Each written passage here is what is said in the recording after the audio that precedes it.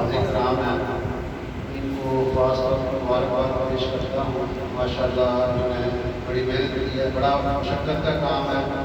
جو یہاں پہ بندہ کھڑا ہوتا ہے اس میں کئی فکریں ہوتی ہیں، جو سننے والے ہیں وہ تو سن رہے ہوتے ہیں، لیکن اس کو یہ بھی فکر ہوتی ہے کہ میں نے یہ رقموں میں کیا حساب رکھتا ہے، کتنا پڑھنا ہے، رقم لمبی نہ ہو جائے، پھر دو کے بعد تیسرے میں کھڑا ہو جاؤں، اور یہ ساری چیزوں کو سامنے رکھ کے یہاں پہ کھڑے ہونا ہوتا ہے۔ پھر مسلح کا اپنا ایک پریشر ہوتا ہے، وہ صرف وہی بندہ سمجھ سکتا ہے جو پڑھاتا ہے، پچھلے کے خوابوں کے آج بھی نہیں ہو پاتا۔ تو جو حافظ قرآن ہوتے ہیں یہ سال میں سب سے مشکل ترین مہینہ ان کے لیے ہوتا ہے، اور وہ روزانہ چاند کو دیکھتے ہیں کہ یہ چاند کب چلتے چلتے آخری منزل تک پہنچتا ہے۔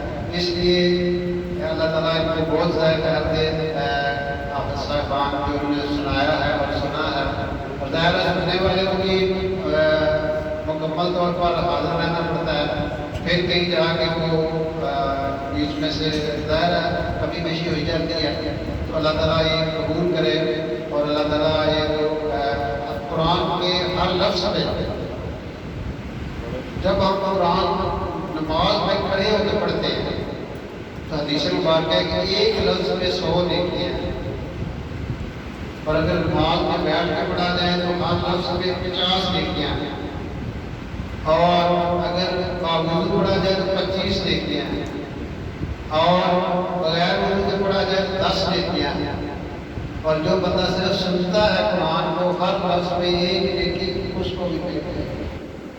تو یہ اتنا بڑا عمل ہے، اور وہ لوگ بھی بڑے قابل مبارک ہیں جنہوں نے ماشاءاللہ یہ ساری تراویح پڑھی ہے۔ بہت بڑا عمل ہے۔ جب آخری رات آتی ہے لیلۃ الجائزہ، یہ جو آخری رات ہے نا، یہ سونے کی، آرام کی، سیر و تفریح کی رات نہیں ہے۔ حدیث مبارکہ ہے کہ جو 2 راتیں عبادت کے لیے جاگتا ہے نا، اس کا دل اس دن نہیں مرے گا جس دن سب کے دل مار جائیں گے، اور بعض روایت میں تو جس دن دل الٹ دیے جائیں گے قیامت کے دن، ایک عید الفطر کی رات اور ایک عید الاضحیٰ کی رات، یہ 2 راتیں عبادت کی راتیں ہیں۔ اس میں ایک اناؤنسمنٹ اللہ تعالیٰ کی طرف سے فرشتے آگے کرتے ہیں، جبرائیل علیہ السلام خانہ کعبہ پہ اپنا جھنڈا گاڑ دیتے ہیں اور پوری دنیا میں پھرتے ہیں، ان کے ساتھ فرشتوں کی ایک جماعت ہوتی ہے، اور وہ اعلان کرتے ہیں کہ اے روزہ دارو، اللہ تعالیٰ نے تمہارے دن کے روزے اور رات کی تراویح کی وجہ سے مغفرت کر دی۔ تو یہ بہت بڑا عمل ہے۔ اللہ تعالیٰ سارے سامعین جو تھے جنہوں نے تراویح کی نماز پڑھی ہے، تراویح کے ایک سجدے پہ 60,000 دروازوں والی جنت کا وعدہ ہے، جو محل ملے گا 60,000 اس کے دروازے ہوں گے، اور وہ جو محل ہے اس کی ایک چاندی کی، ایک سونے کی، اور اس کی ہائٹ 60 میل ہے۔ اس لیے اہل عقل اور اہل دانش کہتے ہیں کہ مشقت کی وجہ سے نیکی نہ چھوڑے، کہ مشقت ختم ہو جائے گی لیکن نیکی ہمیشہ کے لیے باقی رہ جائے گا۔ اب جن لوگوں نے یہ مشقت برداشت کی وہ مشقت چند دن بعد بھول جائیں گے، لیکن اللہ تعالیٰ ایک عمل پہ قیامت کے دن اجر دیں گے۔ اس لیے بہت بڑا عمل ہے۔ پھر عام طور پہ چونکہ ہمیں قرآن سمجھ نہیں آتا تو یہ اور مشقت بڑھ جاتی ہے۔ اگر ہمیں قرآن سمجھ آئے، یقین کریں انما المؤمنون الذین اذا ذکر اللہ وجلت قلوبهم واذا تلیت علیہم آیاتہ فزادتہم ایمانا، کہ مومن کون ہو گیا کہ جب ان کے سامنے اللہ کی باتیں کی جاتی ہیں ان کے دل ڈر جاتے ہیں، اور جب ان کے سامنے قرآنی آیات پڑھی جاتی ہے ان کے ایمان میں اضافہ ہوتا ہے۔ تو اللہ کا ہمیں قرآن سمجھ آ جائے، جس طرح ہم دنیاوی کتابوں کے لیے کتنا زور لگاتے ہیں، بچے کو شروع سے ہی گرامر انگلش کی پڑھاتے ہیں اور پتہ نہیں کیا پاپڑ بھیجتے ہیں کہ یہ انگلش اچھی بولے۔ اب بچے باہر جانے جاتا ہے، وہ جانا ہوتا ہے، کوئی فرینچ سیکھ رہا ہے، کوئی چائنیز سیکھ رہا ہے، کوئی مسلم جرمن سیکھ رہا ہے کہ میں اس ملک میں جا کے ایڈجسٹ ہو جاؤں، لیکن ہم چونکہ ہم نے سیکھا نہیں، قرآن ہم نے سیکھا نہیں، یہ اس وجہ سے ہمیں قرآن سننے کی لذت کا بھی نہیں پتا۔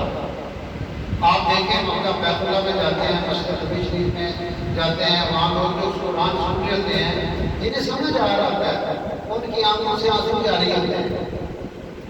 اس لیے یہ بھی سارے سامعین ہیں جتنے ہم یہاں پہ موجود ہیں، ہم سب اس کی کوشش کریں قرآن کو بھی سیکھیں، یقین کریں یہ قرآن اللہ کے رسول صلی اللہ علیہ وسلم قال رسول یا رب اتنا قوم اتخذوا هذا القرآن مهجورا، اللہ کے حبیب علیہ الصلوۃ والسلام قیامت کے دن اللہ سے فرمائیں گے کہ یا اللہ میری امت نے قرآن چھوڑ دیا، آج ہم نے قرآن کو چھوڑا اور یہ قرآن نے کیا خوبصورت بات کی تھی، پوری تاریخ کا پورے قرآن کا پوری انسانی تاریخ کا مطالعہ کر کے یہ بات کی کہ وہ زمانے میں معزز تھے مسلمان ہو کر اور تم خوار ہوئے تارک قرآن ہو۔ ہمارے سوال کی سب سے بڑی وجہ یہ ہے، اور یقین کریں اللہ دین آتی ہے ہم کتاب یتلونہ حق تلاوت اولئک یؤمنون بہ، اللہ تعالیٰ فرماتے ہیں کہ وہ لوگ جو ہم نے کتاب دی ہے اور وہ اس کی تلاوت کا حق ادا کرتے ہیں وہی اس پہ ایمان رکھتے ہیں، اور جو اس کو چھوڑ دیں گے وہ گناہگار ہے۔ اس لیے میرے دوستو ہم سارے کے سارے یہ آج کی رات بڑی مبارک رات ہے جو، اور روزہ اور قرآن ایک حدیث کہتا ہے کہ روزہ اور قرآن کے عمل کے اللہ کے سامنے کھڑے ہو جائے گا۔ جتنے اعمال ہیں نا یہ فزیکل شکل ہوگی، جیسے سب یہ پنکھا ہے، یہ دیوار ہے، یہ دروازہ ہے، یہ چیز کی ایک فزیکل شکل ہے، ایسے قیامت کے دن ہر عمل کی ایک فزیکل شکل ہوگی۔ سب سے پہلے اسلام آئے گا، اللہ تعالیٰ سے کہے گا اے اللہ تم سلام ہے اور میں اسلام ہوں، اللہ تعالیٰ کہے گا کہ میں آج تیری بنیاد میں فیصلے کروں گا، جس نے تجھے دنیا میں سینے سے لگایا تھا آج وہ کامیاب ہے، جس نے تجھے چھوڑ دیا تھا وہ ناکام ہے۔ پھر نماز ایک فزیکل شکل میں آئے گی، روزہ، زکوٰۃ، آج یہ سارے کے سارے روزہ کہتا ہے اے اللہ یہ تیرے لیے بھوکا رہا اس لیے تو اس کو معاف کر۔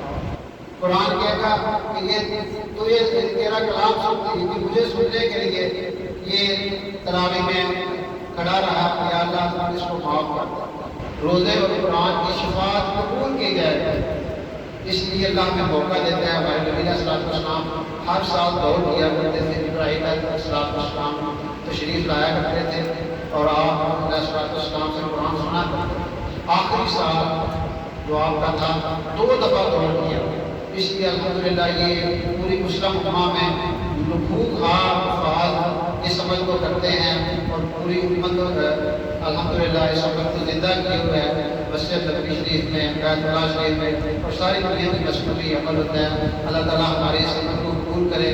تو اس لیے ہم آج کی رات عبادت کی رات ہے، لیلۃ القدر ہے۔ لیلۃ القدر حدیث کہتا ہے جو بندہ لیلۃ القدر میں ایمان اور احتساب کے ساتھ قیام کرتا ہے اور اس میں نفل پڑھتا ہے، قرآن کی تلاوت کرتا ہے، ذکر کرتا ہے، دعائیں مانگتا ہے، تو اللہ تعالیٰ اس کو مغفرت فرما دیتے ہیں۔ تو اس لیے یہ اللہ نے ہمیں موقع دیا ہے کہ 5 راتیں رسول پاک کا نام فرمایا کہ لیلۃ القدر کو فی عشر کی تاک راتوں میں تلاش کیا، تو یہ آج کی رات کی تاک رات ہے۔ اس میں عمل آپ کو میں بتا دیتا ہوں، ہر بندے کے مختلف مسائل ہوتے ہیں، مختلف مسائل میں لوگ ڈوبے ہوئے ہیں، تو مسلم لوگوں نے کچھ اعمال بتائے ہیں۔ 207 دفعہ سورہ قدر اس رات میں پڑھے گا کہ انا انزلناہ فی لیلۃ القدر، یہ سورہ قدر جو ہے 207 دفعہ پڑھ کر اللہ سے دعا مانگیں، اللہ تعالیٰ دعا قبول کرتے ہیں۔ باقی ہم عزم کریں، نیت کریں کہ اے اللہ تو ہمیں ساری زندگی اپنی اطاعت میں لگائے،